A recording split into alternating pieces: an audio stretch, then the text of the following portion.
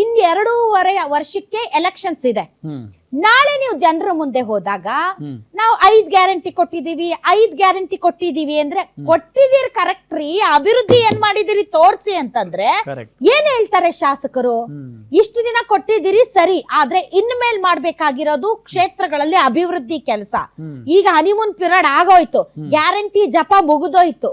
ಈಗ ಜನ ರಸ್ತೆ ಕೇಳ್ತಾರೆ, ಆಸ್ಪತ್ರೆ ಕೇಳ್ತಾರೆ, ಸಮುದಾಯ ಭವನ ಕೇಳ್ತಾರೆ, ತಮ್ಮ ಕ್ಷೇತ್ರದ ಕುಡಿಯುವ ನೀರಿನ ಸಮಸ್ಯೆ ಆಗಿರ್ಬಹುದು, ರೈತರ ಸಮಸ್ಯೆ ಆಗಿರಬಹುದು, ನೀರಾವರಿ ಸಮಸ್ಯೆ ಆಗಿರಬಹುದು. ಇಂತಹ ವಿಚಾರಗಳಲ್ಲಿ ಪ್ರಶ್ನೆ ಎತ್ತಕ್ ಆರಂಭ ಮಾಡ್ತಾರೆ. ನಾಳೆ ಯಾವ ಮುಟ್ಕ ಇಟ್ಕೊಂಡು ಹೋಗ್ತಾರೆ ಶಾಸಕರು?